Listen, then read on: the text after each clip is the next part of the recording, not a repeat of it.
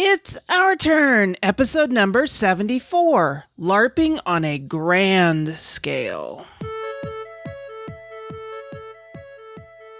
In this episode, Mark and I talk about the games we've played recently, and I interview Tara Clapper about the Dragon Thrones LARP.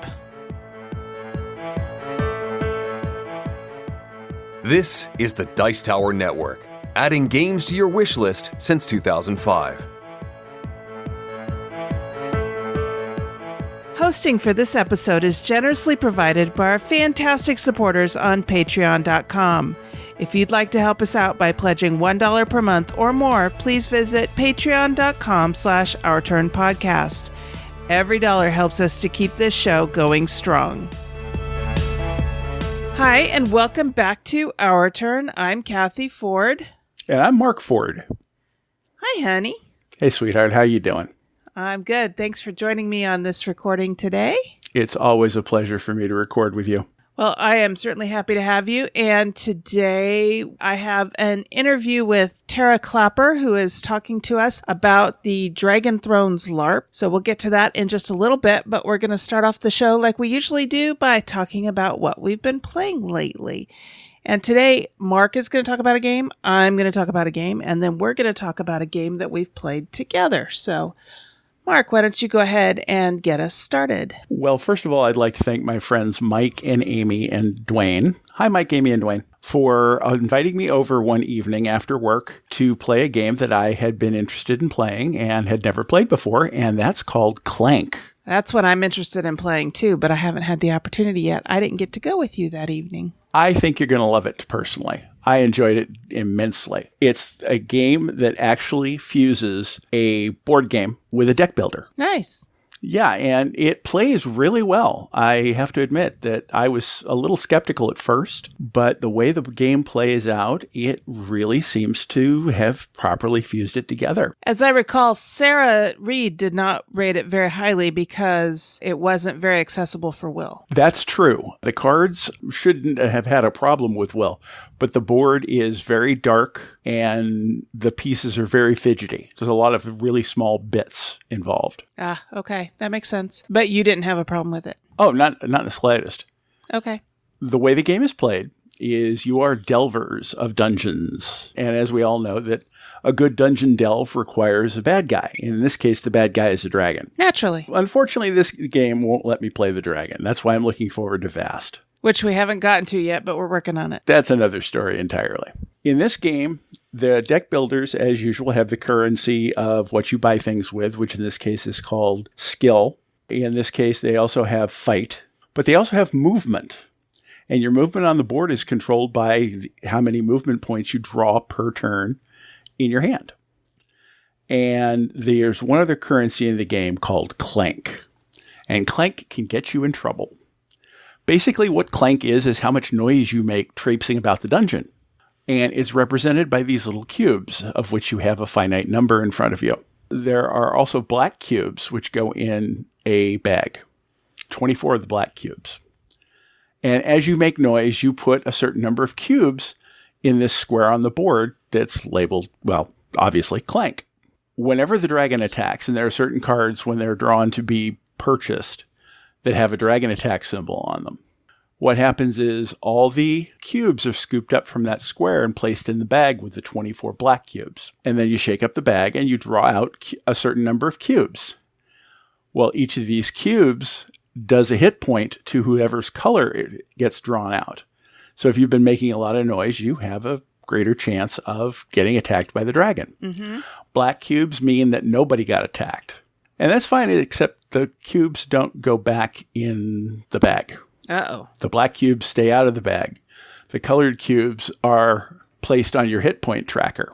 As the game goes on and more black cubes have been removed, more and more colored cubes are there available to mark you as dragon fodder.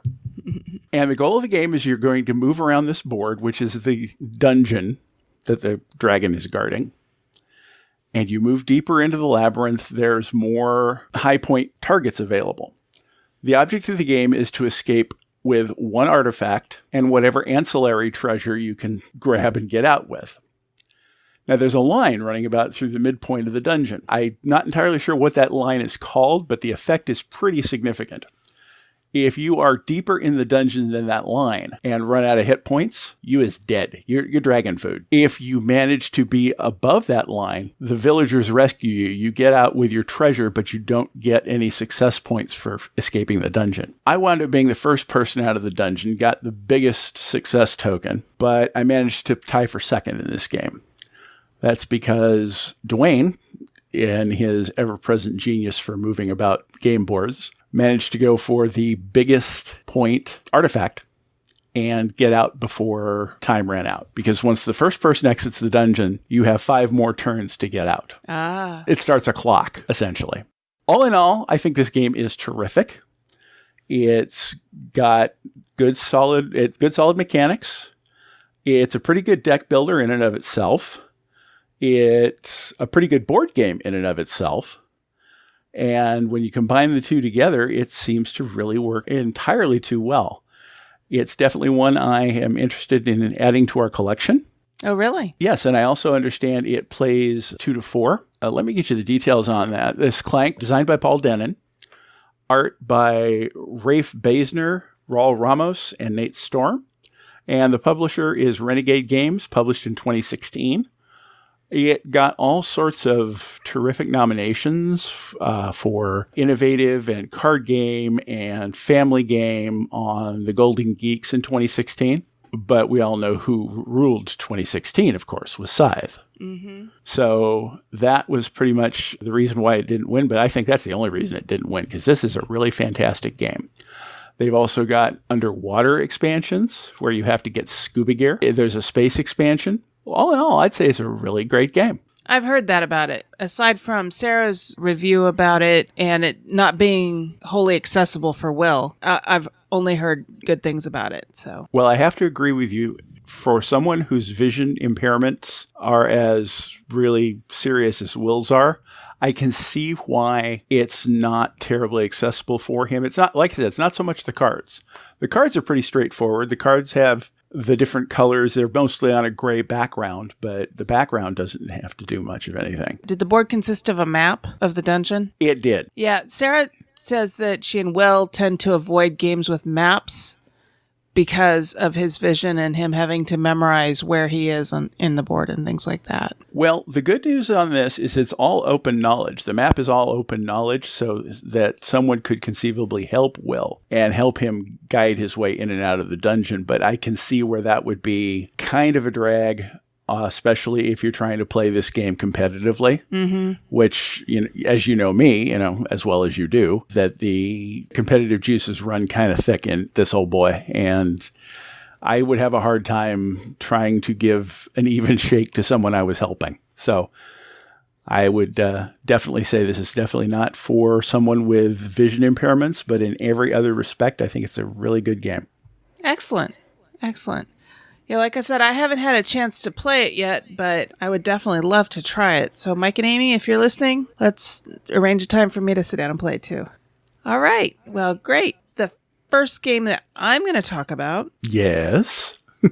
I've actually talked about it before on the show, but that was my first play, and this is my second. I think I did better on my second play, which this is Viticulture, the Essential Edition, which is designed by Morten Monrad Peterson, Jamie Stegmaier, and Alan Stone. Alan Stone and Jamie Stegmaier, of course, being the pair behind Stonemaier Games. The art was done by 2 of my favorite game artists, Jackie Davis and Beth Sobel, and David Montgomery also worked on the art in that. And it came out in 2015. In this game, all the players have inherited these small vineyards that haven't done much in the Tuscany region of Italy. And you want to, of course, make your vineyard prosper. And so you can do that by planting fields, harvesting grapes, crushing them into wine, building structures to expand your winery and the services it offers, which will entice more tourists to visit you. And when tourists visit you, you get these cards that give you these bonuses, because apparently these are people who are coming in and saying, let me help you with this.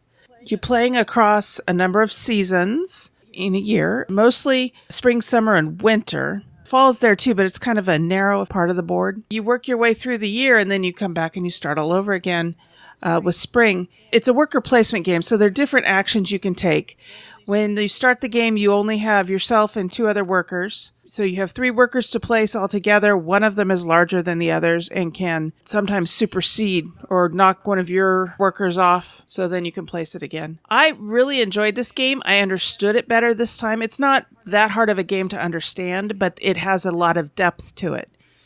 And one of the reasons that I want to personally add this to our collection is so that we can explore it some more, because there is a lot to explore here. There's a lot to figure out and different paths to victory.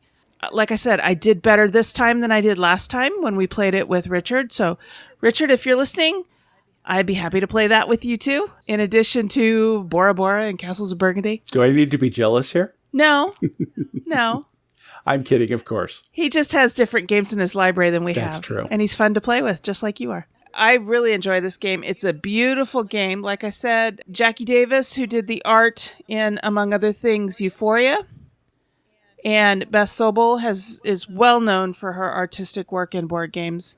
David Montgomery, I'm sorry, I haven't seen his name before, but he must be pretty good if he's working with Jackie Davis and Beth Sobel. So I enjoy both of those ladies' art, and this game is no slouch in the art department. So for all of those reasons, I would love to add this game to our collection. Mark and I played it at Conquest SAC, and we entered to try and win it in the Play to Win contest. Unfortunately, we did not. One of the other people we played with won it. So congratulations to him. But yeah, this is still a game that I would very much like to either buy or trade for at some point. Yeah, this game has got Jamie Stegmaier's grubby little fingerprints all over it. It's a great game. I really enjoy the worker placement. Like you said, the art is terrific. It's really a well-themed game. And yeah, let's go get this sucker the next time we have the cash. Yeah, absolutely. I think I gave it a 4 or 4.5 the first time I played it. If I didn't explain it, the reason I gave it that rating at the time was because I needed to play it some more. But at this point, I'm ready to give it a 5. It's a wonderful game. I would happily play it again the next time it hits the table. And like I said, it needs to find a place in our collection. Agreed. All right. The last game that we're going to talk about for this episode, I actually purchased at Conquest SAC in the flea market for $20, which was a really good deal. Yeah, you stole that game, dear. And that is First Martians Adventures on the Red Planet, which was designed by Ignacy Cevicek. Yeah, this game, it was not what I expected. I was expecting something akin to, not the same as, but akin to Terraforming Mars. Yeah, and boy, were we wrong. It's not often that Mark and I are sitting there reading the rules to a game and we look at each other and go, let's go find a Watch It Played video. Yeah, that's not something that I do very often, because usually the way things work is one or the other of us usually can decipher even the most complex rule sets. Mm-hmm. But this one, I don't know if it was the way the rules were written or the things that the rules were trying to convey, but it really just didn't make sense to me on the first reading. Mm-hmm. In glancing through the rules like I did and looking at the board and the components, I was agog too. I couldn't figure it out. And so we went and we pulled up wasn't it Watch It Played? I believe it was. Yeah, he explained it really well. It took almost an hour for the video, but he explained it really well. That was time well spent, I think. Yes, absolutely. But just goes to show that this is a heavy game. This is a very heavy game. It is not a long game. The scenario we played took us, 2 hours? Something like that. So for a heavy game, it was not a long game, but it was a heavy game. There are lots of decisions to make. There are lots of paths that you can take to achieve the goals and achieve victory. It is a cooperative game, so you're working together to achieve the mission goals. I thought it played well 2-player. It wasn't bad. It was really crunchy. I mean, we're talking cereal bowl full of pea gravel crunchy. But it did play well. I think that if you're a micromanagey game fan, this is probably going to rate higher for you than it is for me. What it is attractive enough that I'm definitely curious to play it again. Now, we only played the tutorial, and this game can be played as either a standalone scenario, and it's got a number of those, and it also has a couple of campaigns that you can play. So we're working on putting together a group to go through the campaigns. But in the meantime, I think Mark and I are going to continue to explore the standalone game. And maybe if we can get some other people involved, because I would very much like to play this with more players. I will say that the game does compensate nicely for having less than 4 players, which this game plays 4 players. And it seems to be designed to play with 4 players. But like I said, the designer realized that not everybody's going to be able to play 4 players all the time. And so he compensated for it. There is one character in the game who is a medic. And if you are playing without the medic, because you don't have 4 players, there is an option for an auto scanner. An auto scanner, right. Basically, think Star Trek's biobed that can heal wounds, like on Star Trek Voyager, the clamshell that came up and helped the doctor do surgeries and stuff like that. Basically, that's what it was intended to be. So you don't need a medic, but you do have to monitor your health in this game, because if you get too stressed out, you start having health issues. So you need to lower your stress. There are places on the board, it is worker placement. There are places on the board that you can go to lower your stress, get some sleep. Oh, raise morale. Your morale counted for quite a bit. Your stress level counted for quite a bit. There were robotic helpers that you could employ to do things. I think it was a pretty nifty move of Mr. Chevicek to include stress as one of the control factors in the game, because certain broken parts will add to your stress level. Certain conditions will add to your stress level.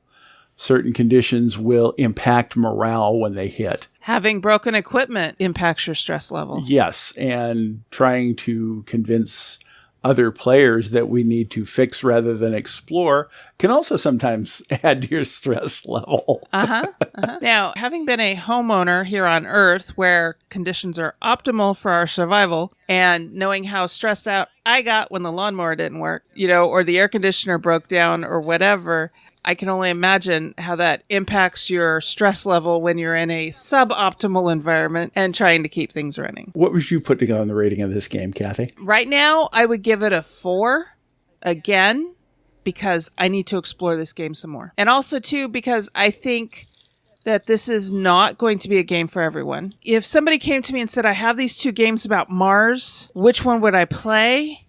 If they were not a habitual heavy game player, I would opt for Terraforming Mars. If they were a heavy game player, it would probably be a toss-up, because they're both good games, but they're different from each other. I would say someone who's more into medium weight or lighter weight games, I would be more likely to recommend Terraforming Mars over First Martians. But anybody that is into heavier games, it would be a toss-up.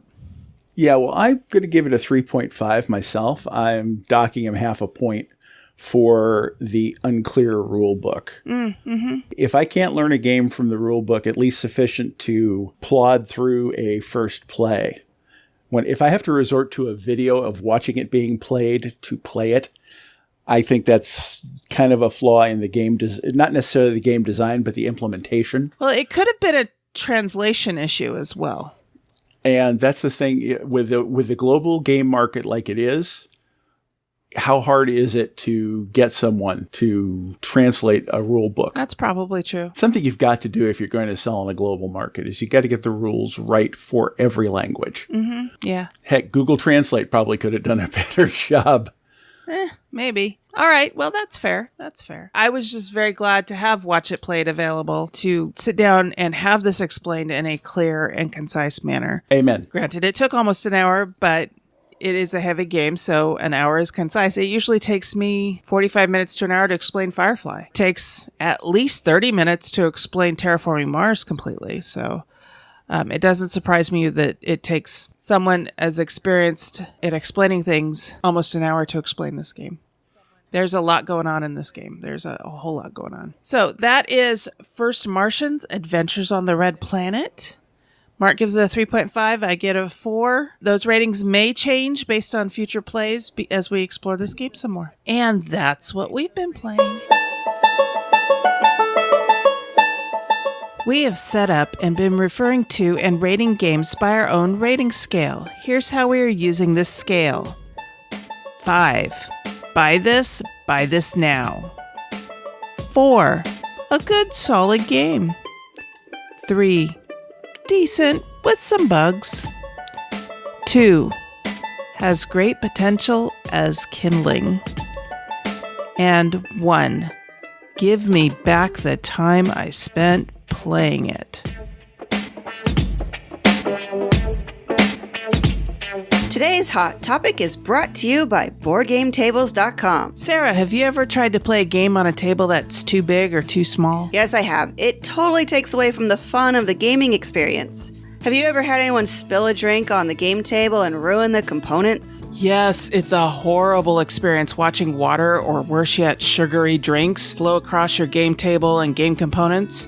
Have you ever been trying to learn a game and wanted to leave it set up but couldn't because the table was needed for something else like, dinner? Oh, yeah, it stinks only having one table for everything, playing and eating. Well, now there's another option. BoardGameTables.com makes tables that are great for playing on and using for family meals or just protecting your game from little hands or curious pets. Yeah, I've heard they have lots of options for customizing, include, cup holders, drawers, card holder slots, plexiglass, wing shelves, and different kinds of table toppers. Their tables are made out of high-quality oak, alder, cherry, or African mahogany and stained to beautifully match other furniture that you already have in your home with a variety of fabric colors to line the inset portion of the table. You can pick your favorite color or color that goes with the decor you already have in your home. I definitely got a plan to save up for one of these beauties. Hey, where can I find out more information? Check out BoardGameTables.com. You can see what they have to offer and place your order. Don't forget to let them know you heard about it on Our Turn Women on Gaming.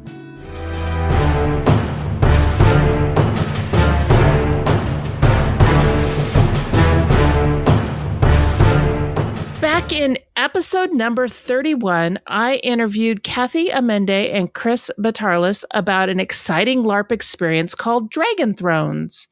In episode number 49, I interviewed Tara Clapper about the Geek Initiative and her online LARP called Chariot LARP. Today, those two live-action role-playing game experiences collide, and for the interview, I am happy to welcome Tara Clapper back to the show, and this time she's involved in Dragon Thrones 3. Tara, welcome back to Our Turn. Thank you so much for having me back. So, tell me, how did you get involved with the game theater organization that puts on Dragon Thrones?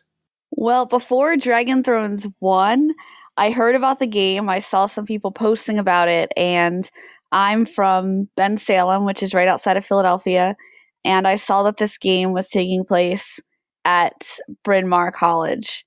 And I was like, how can I not be involved in this game? It's so close to where I live. It's going to be a blockbuster experience. It was amazing, right? If I lived in that part of the country, I would absolutely be involved with this. Yeah. And so I was on a limited budget. I already had a lot of time and resources devoted to other blockbuster games, but I reached out to them because a lot of people actually had questions about what this was. I don't think that anything had been done particularly in this way before, because Dragon Thrones is a LARP, but it's also a mega game, and it has like this entertainment component, and the first one had an escape room in it too. Oh, wow. Yeah, so everyone was like, well, what is this trying to be? Everything? And so since I was local, I was fielding questions about it, even though I was totally unaffiliated. So I actually reached out to Chris and Evan and asked them to do an interview with me for the Geek Initiative, which is my own website about women in geek culture, so that we could just get everything on the record. And when people had questions, I could say, look, here, I helped them tighten up their message, and here it is. And not only were they enthusiastic about doing the interview, which they did, they also recruited me to be a GM for them, which I was really surprised at that point that anybody would ask me to do anything like that. And I just dove in, and I've been involved with them ever since. And it's just been a fantastic and empowering experience. Fantastic. Now, for those who might not have participated in a LARP experience, can you explain what that's like and how it's different from the standard role-playing game experience? Sure. So generally in live action role playing games, you are assuming the role of a character and acting it out yourself. So unless we are distinctly out of game, if I'm talking to you, we are in character. We're arguing in character. We're solving problems in character. Maybe we're flirting in character. All that stuff happens in game, and there are a complex amount of rules to some of these games. And other games, not so much, and it's more freeform. At Dragon Thrones, the role play aspect of it is relatively freeform, and there are game mechanics, but most of them are confined to the mega game, which is where you sit around this big map on the table, and it's kind of like Risk. Like you get to calculate how many moves you make and how many troops you have on the board. So it's intense and competitive in a way that I haven't observed in another type of LARP. And we have to have a lot of, care about how we handle that because tensions get really high. Everyone's playing a character. So there are a lot of safety rules involved for that as well. Right. And it's different from a regular role-playing game because you're not necessarily sitting around a table chucking dice. Exactly. There are some of the things that happen, players just do. It's like they're having conversations. Other things, every team has a GM, and the GM might make a call for them. Like if they want to use a magic power or something like that. Other things, it's very much more like a role-playing game in that you have a certain amount of troops and a map upon which you can move them. But unlike a game like Risk, you can be super creative about something and they might reward you for it, for that idea.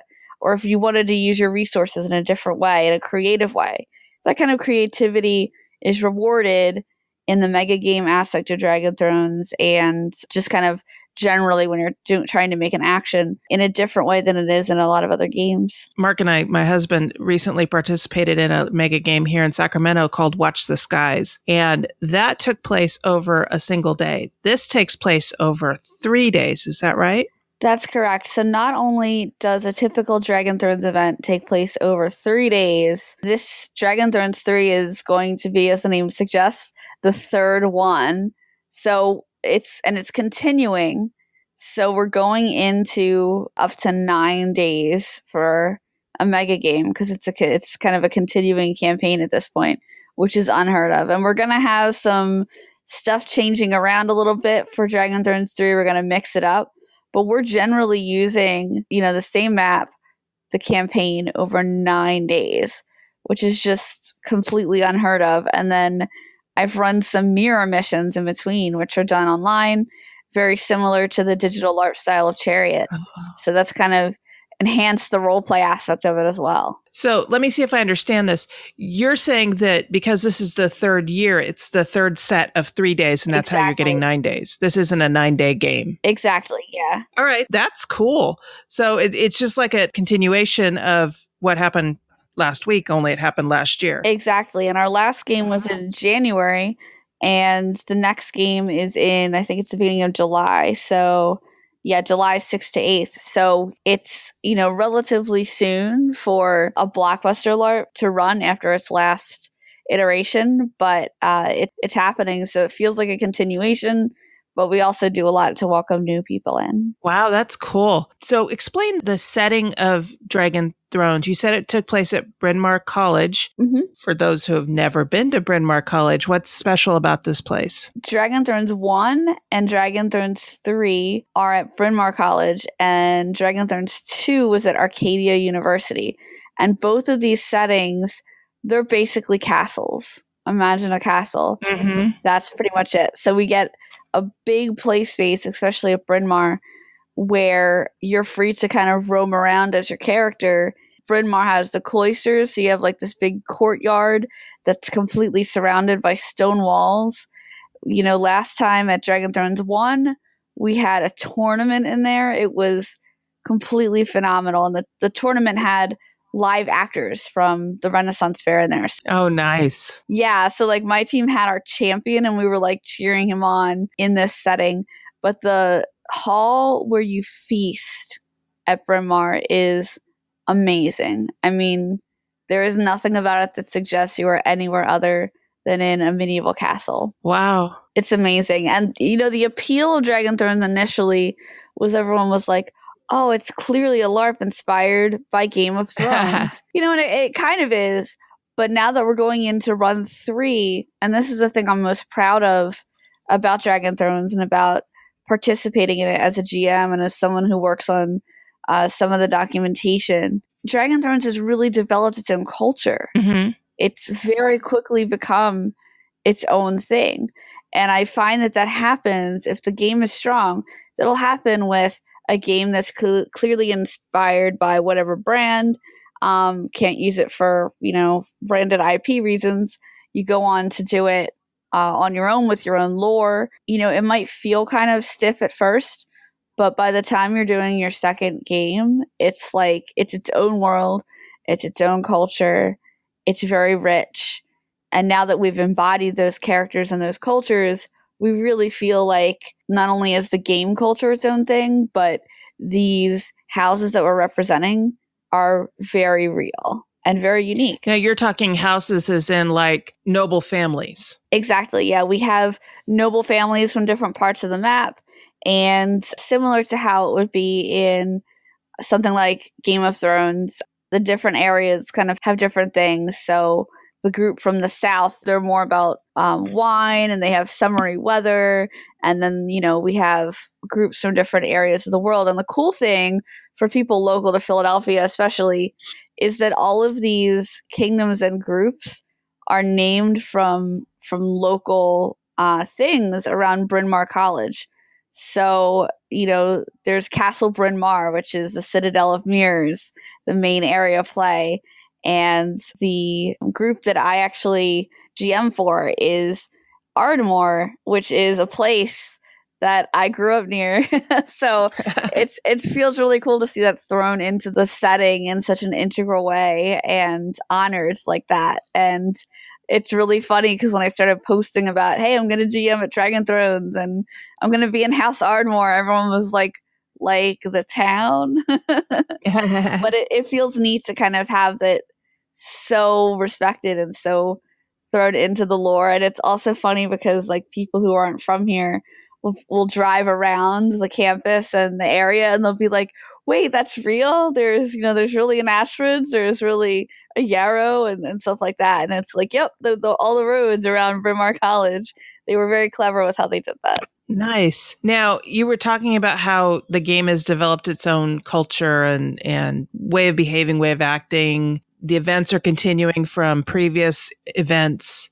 Are novices welcome to play in this game, or is it same people from last time only? Absolutely. And there are two different points to that. First of all, for Dragon Thrones 3, we're going to still allow people to play the same characters that they played before, but I can't say too much about it, but we are going in a slightly different direction that is going to make the game even more accessible to new players and new characters. Oh, fantastic. Yeah, so that's a big part of it. And that's a big challenge with, running a game of this size and this type is they spend a lot of money on their costuming. They want to finish their character story as well, and they should be able to do that. So by the time we went to Dragon Thrones 2, it was totally 100% assumed that the majority of people would just, reprise their roles. Whereas with some Nordic style LARPs, that's not the case. You don't do that. And then you have games that are sort of in the middle where, especially in the United States, we're very used to competitive games that are campaign, like your local fantasy Boffer LARP, where you play the same character indefinitely or until they lose their lives and die. Mm-hmm. There is that aspect to it. The other thing is everybody is extremely welcoming. So when you get cast, you get put into a house, and then you meet all the people who are already in your house or the other people who are new to it.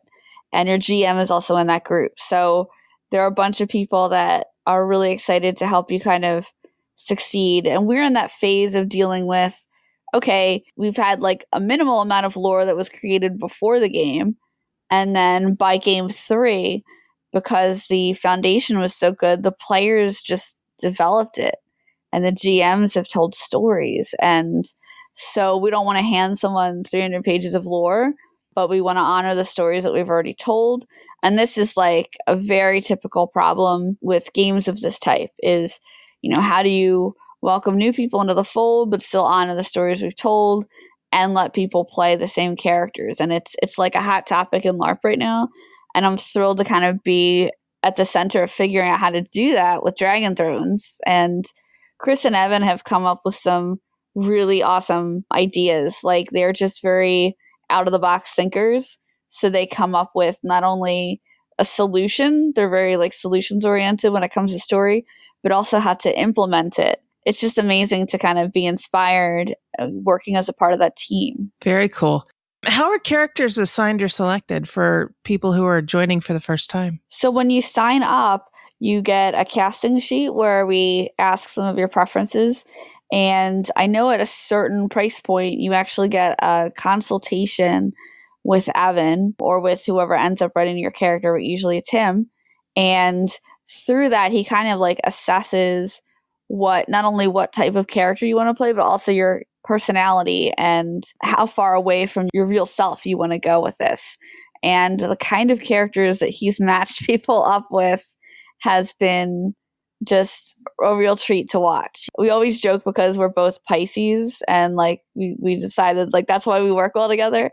Mm-hmm. And he's a very intuitive person, so handling that side of things is just really one of his strengths. So that's pretty much how the character creation is done. And then if there's anything you don't like about your character, you can come back to us and let us know. Kind of tweak it a little. Exactly. And there are some other details you can fill in yourself, but you get the basics. And, my impression is that by the end of that character creation call, you understand what direction you'll go in. And, I like that process so much that one-on-one character creation is what I do in my own LARPs whenever I can, because it makes 100% of a difference when you expect somebody, especially a new player, to just hop in and be that character. It's like, we've already talked through this interview style for a half an hour. So by the end of the call, pretty much like where you're going to be. And I find that that's been especially helpful for new players. Very cool. How many people are usually involved in this game? I know the first one had over 100, and Dragon Thrones 2 was a little smaller, and the location was smaller, and it was in January. That had 88. I'm not sure about... As we're recording this on January 29th, you're talking earlier this month. Correct. Yep. We did. Wow. We did a game in the middle of winter. Wow. That's brave. Yeah. Dragon Thrones 3 is going to be bigger like DT1 was at the bigger campus where we have more play area. So I expect that will be over 100 again as well. Should players who are women or minorities, should they feel safe at this event with all the frou-frou that's been going on about sexual harassment lately? Is there any concern with that? Yes, and I'm really proud of the strides that we've actually made there. When I came to Dragon Thrones 1, I was one of 2 female GMs, and I didn't know anybody. I didn't know anyone.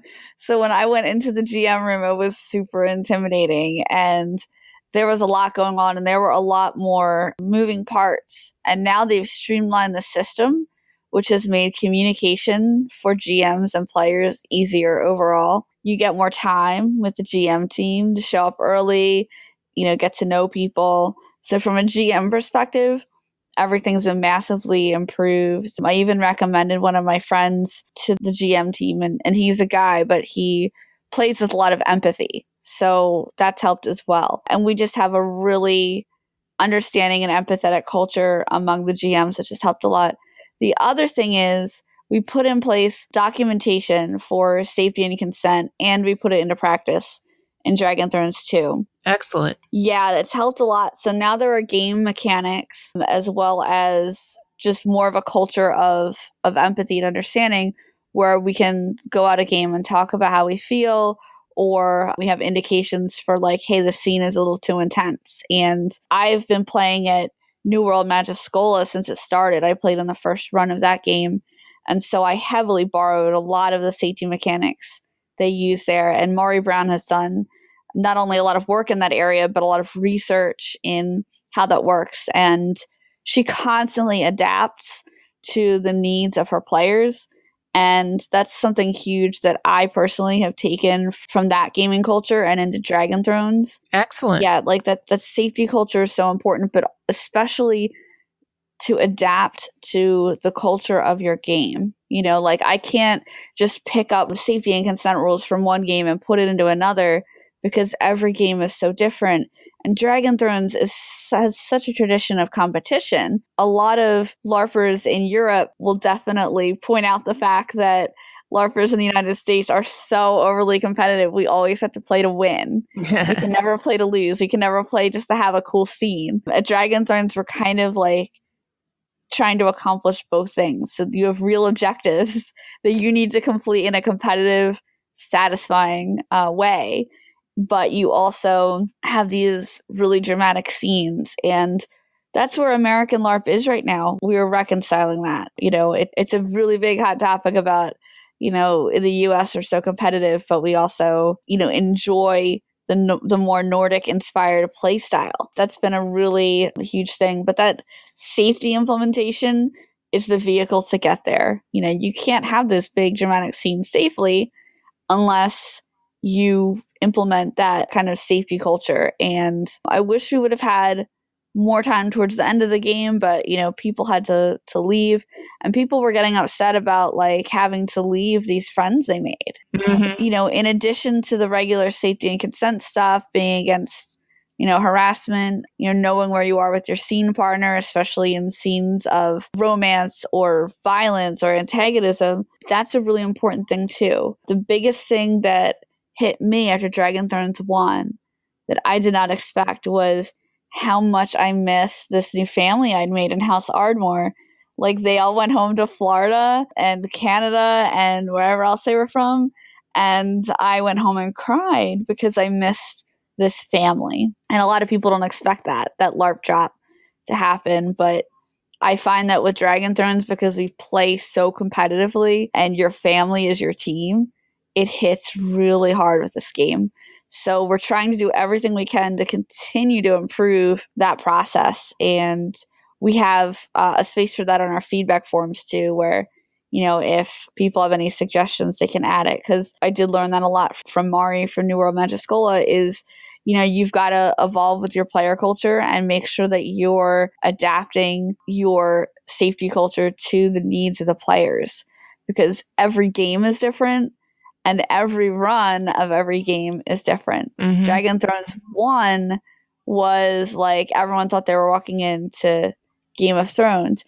Dragon Thrones 2, we have our own culture, and it was a very psychological game. So who knows what Dragon Thrones 3 will hold. And I hope that the safety rules that I worked very hard to implement with the help of Marshall Bradshaw, as well as the rest of the amazing GM team, I hope that the rules are flexible enough to adapt to whatever changes are going to happen in the third game. Excellent. That's fantastic. Is Dragon Thrones and games like this, are they accessible to people with physical challenges? It really depends on where these games are set.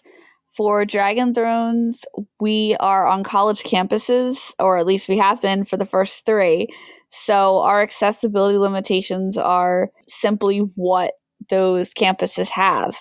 For the game at Arcadia, Dragon Thrones 2, we were in one building, and we had an elevator, and then we had shuttles back to stay in the hotel. So we pretty much able to accommodate there because everything was mostly on the same floor, and we had shuttles back to the accessible hotel.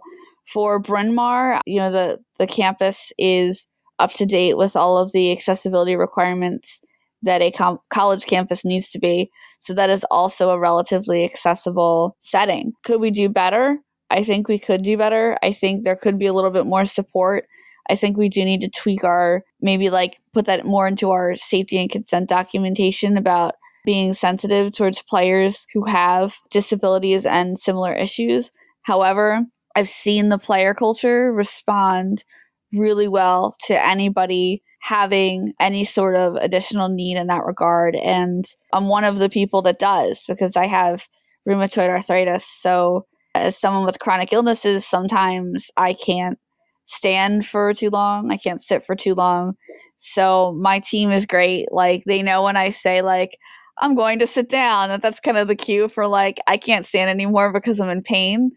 They're really cool about that. And they'll just sit down at the table with me and just kind of keep playing through the scene as it's no big deal.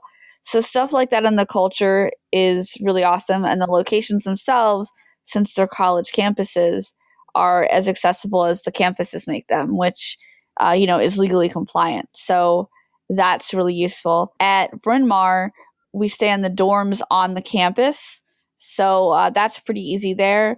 The team definitely works with everyone to make sure that they're comfortable and in the type of space that they need to be in. I know for me, I use the elevator if I have to do more than a flight or two of stairs because my back is so bad. So if I'm not on the first floor, I'm using the elevator, and I am certainly not the only one. So new players and existing players, totally just express your needs and we'll do our best. Now, this is a medieval LARP, so people who maybe are in electric wheelchairs or scooters, that's still fine. They just act like they're riding a horse or something? Oh, yeah. We would never limit anybody's ability to participate based upon that kind of thing. And we live in a world of magic. So all of this stuff is just accepted. Excellent. Yeah. So absolutely. We'll 100% accept, anybody who wants to play. We want to include everyone. Now, is costuming available for people who are of a larger caliber than the average person? So at Dragon Thrones, everybody is responsible for bringing their own costuming.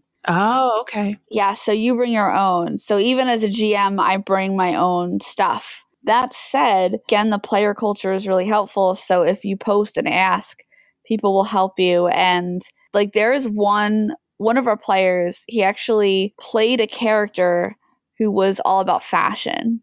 And that was like his thing. He's like in the very beginning of the trailer. He's just absolutely amazing. He was at the very beginning of the trailer. And because of playing that character, he's now really interested in fashion and fashion design. And there was actually one point during the game, I went up to him in game and we all get like sashes to indicate our houses. And I couldn't figure out how to tie my sash right. I felt really frumpy. And I asked him just to help me kind of like look and feel better in game. Mm-hmm. And he totally did. He tied the sash a certain way and just, told me I looked awesome. And, as a player who isn't small, that made me feel really, really good. So the player culture supports it, even though the characters can be really nasty sometimes. And he and I were playing like opposite houses. Like we were definitely rivals, but we had that really like empowering moment in game. Nice. We do connect via Facebook. So if anybody has questions about where to find such clothing, we can certainly help them out. We have many people in our community of all different shapes and sizes, and some who are really into the costuming who could absolutely help you find the right thing. Excellent. What if this all sounds great, but I'm a person that needs to sometimes take a break from people in general to recharge my batteries? Are there places at these events where I can do that during the 3-day event? Absolutely. We have out-of-game spaces designated, and this is like an improvement that we've made since the first game. You can go into an out-of-game space if you just need a break, if you just need a minute with yourself, if you need to talk about something with someone else, if you just want to sit there and drink some water in peace, you can do that. And the games that are at Bryn Mawr, your housing actually isn't terribly far from the gameplay area.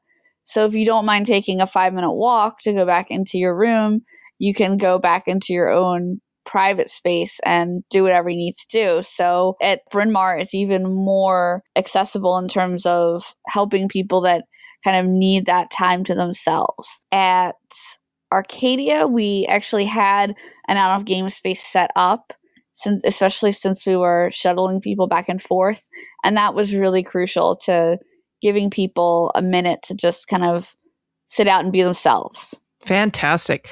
Gosh, I wish you guys were a little closer to where I live. So when and where is the next event, and what is roughly the cost of it? So the next event is July 6th to 8th and that's at Bryn Mawr College, which is near Philadelphia, right? which is right outside of Philly. You can fly right into the Philly International Airport. It's, pretty easy to get to from there. You can just Uber right over. And let's see, I'm looking at the pricing right now. So the hero package starts at $595, and that includes like all of your food for the weekend, your lodging, the entire roleplay experience. You do need to bring like your costuming and yourself and whatever props you might want to use. But otherwise, like everything's included. So, you don't have to worry about your food or anything like that. And you get some really great entertainment there too. And actually, we found that the players have been more into doing their own entertainment than us necessarily like bringing in a bunch of people, which just shows the level of involvement that they all want to have in the story. Once you're on campus, everything's basically taken care of from start to finish. Nice. And then there are other tiered packages, right? There are, yeah. So Okay. It starts at the hero package, which is, inclusive of all those things. And then there is the Lady or Lord package. You get to leave with some mead. You get a little bit more choice in your room. And you get a little bit more in-depth character creation consultation with that. And then there is the High Ruler package, which is actually already sold out, but there is a wait list where you just get like the premium treatment. But, fortunately, everybody who actually plays the High Rulers are just really great involved players and just make everyone else feel really welcome, which is kind of part of the gig when you sign up to be a High Ruler. Part of being a ruler, yeah. Yep. All right. So if people want to learn more about Dragon Thrones 3, where would they go to find it? You can go to dragonthronesgame.com, and you can also find us on Facebook if you look up Dragon Thrones. And to begin, it's actually only a $75 down payment. So you can just do that to initiate the process, and then we'll contact you and work out the rest of your character creation and all the payment stuff from there. Excellent. You still got the Geek Initiative going on, yes? And Chariot LARP? Yes, I do. So Chariot LARP had 6 runs. For those who don't know about it, it was a digital live-action role-playing experience. And I will still do a custom run for anybody who wants to bring a few friends. I'm always up for running it. But we're actually moving to an in-person experience for Chariot LARP. Oh, nice. Yeah, I've applied to run it up at Dreamation next month. So I will hopefully be running a Chariot LARP in person. I'm going to be running the whole event. Like, I'm going to be running games the whole time. I'll be running, hopefully, Chariot LARP 2 sessions for Dragon Thrones. So if you are curious about it, but, decide you aren't ready to drop, over $500 on it, you could just come to Dreamation and for no extra cost, sit down and I'll run you through a session so you can get a feel for the world. Oh, nice. Future Cathy here.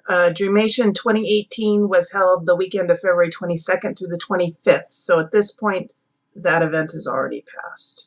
Okay, now back to past Cathy. Yeah, and I have a few other games that I'm sort of bringing up. I've tested them already, but I'm going to start playing them. So Dreamation is the place to be for everything I'm running next. You're a busy lady. I am. I just looked at my LARP calendar for things that I'm helping to run and also for things that I'm playing. My calendar includes On the Rocks, which is Rita Flaherty's game. And I actually met her at Dragon Thrones 1. She was the GM for one of the houses then. And so now I want to play her game. So I'm going to that.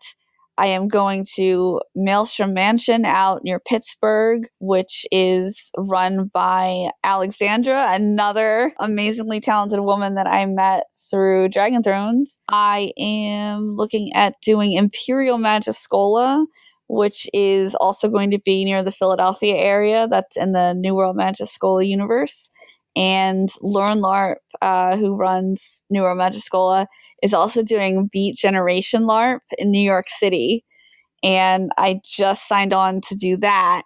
And I'm going to be doing some documentation for it in game. So I'm going to be playing one of the reporters in this game. Beat Generation LARP is just, it's going to be unlike anything I've ever played before. It's just a really intense 24-hour experience. So, wow. Yeah, there's a lot on my plate. I finished Armistice Arcane this month as well, and I'll be back for the next one, which happens in January of 2019. I can't believe I'm planning to attend games in 2019 already. Wow. Yeah. And, on top of all that, the game theater always has amazing things pop up here and there. And the game theater, of course, is the team that runs Dragon Thrones, but they do other things and pull the Dragon Thrones team in as needed to help with other stuff. And I'm just really honored to be involved in all that. Nice. So now if people want to connect with you online, how can they find you? They can find me most easily on Facebook, facebook.com/Tara Writes. Very easy to remember. That's going to be the easiest way to get in touch with me. I am also on Twitter at Irish Tara, all one word. And I'm also on Facebook as the Geek Initiative, facebook.com/Geek Initiative. Fantastic. Well, thank you for coming on and telling us about all of this exciting stuff you're involved in. Yeah, it's a lot. Yeah.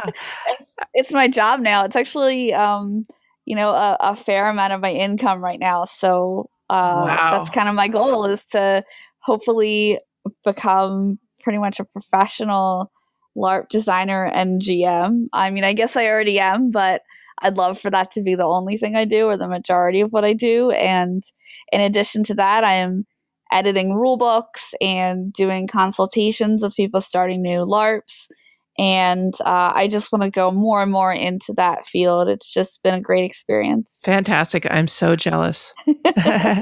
Well, thank you for coming on. I hope you will come back again sometime very soon to tell us about other things you're involved in. Yes, thank you so much for having me back. My pleasure.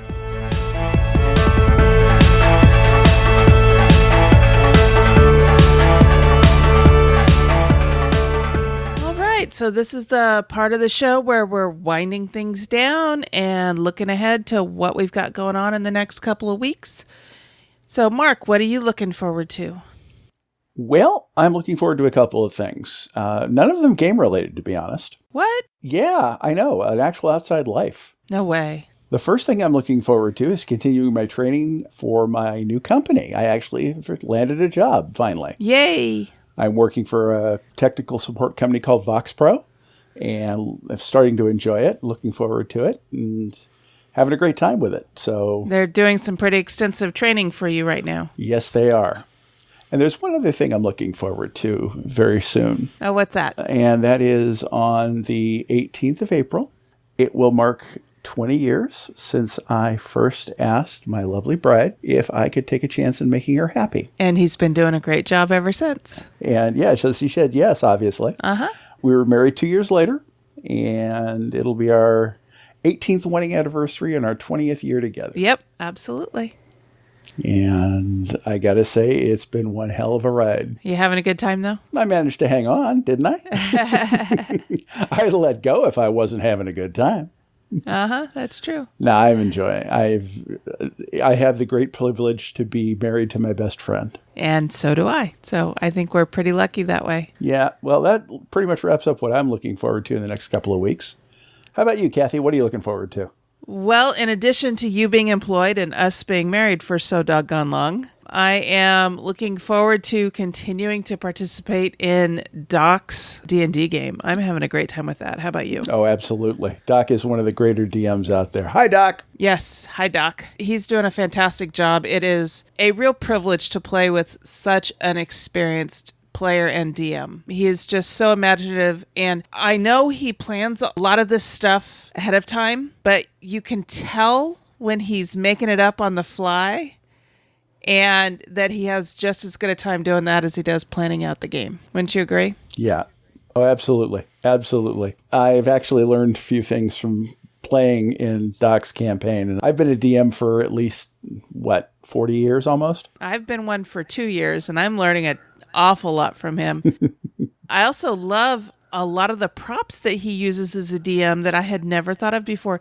He uses Rory story cubes to help players do some of the planning of the game. And he has a hit dice. It's a D20? No, I think it's a 12. A D12? It's just a very big D12. Yeah, it's a large die, and each of the sides has a part of the body, and so he rolls it, And, okay, you got hit, and he rolls the dice in your left arm, if that's what comes up, or your right leg, or, whatever. It adds a nifty touch of randomness to it.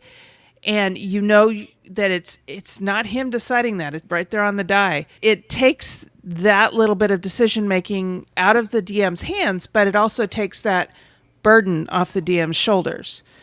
They don't have to go, okay, now where did this person get hit last time? Is that a good place to hit them this time? It's just boom, you got hit there. I like the way he runs the game. It's a lot of fun. So keep up the good work, Doc. And we are continuing to move forward with setting up a gaming nonprofit. That is becoming quite the adventure. And if you are in the Sacramento area and you want to be involved with us and you want to volunteer, we're looking for several different skills. So if you're interested and think you might have something that you can offer to our little organization as we're getting started, feel free to send me an email at feedback@ourturnpodcast.com. I would love to talk to you about what you might have up your sleeve that you can help us out with. So Mark's involved with that. Several of our friends are involved with that. We're really looking forward to getting this off the ground and starting to do small gaming events around Sacramento. Mark, how can people get a hold of you online if they want to connect with you?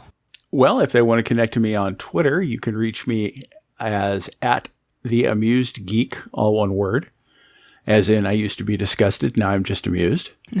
You can also reach out to me via the Our Turn podcast accounts, the Guild, which is Guild number 2600 at Board Game Geek.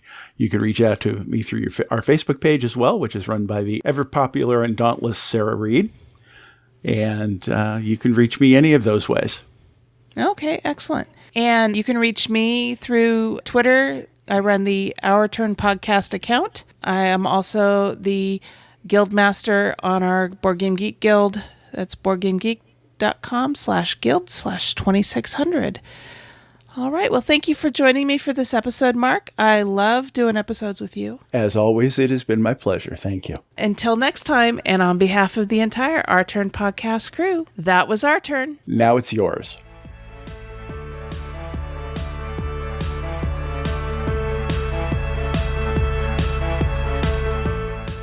Thank you for listening. This episode was recorded on April 8th, 2017, and is written and produced by Cathy Ford and Mark Ford with assistance from Tara Clapper.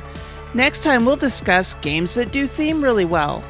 We want and encourage your questions, comments, and feedback. Please call 916-426-2873 and leave us a short voicemail, or send an email to feedback@ourturnpodcast.com. Our theme music was composed by Adriana Crickle. Incidental music was provided by Ben Sound. Please check out our show notes to learn more about these talented artists. The material in this episode is copyrighted under Creative Commons Attribution Non-Commercial No Derivatives 4.0 International License. If you want to learn more about the games discussed in this episode, please visit our website at ourturnpodcast.com/episode 74. You can find a list of the games along with links to their listing on BoardGameGeek.com. We are proud members of the Dice Tower Network. You can find out about other shows in the network like Out of Game, Board Gamers Anonymous, or The Broken Meeple by going to DicetowerNetwork.com. Thank you for your support. If you like what you heard, please tell your friends about us.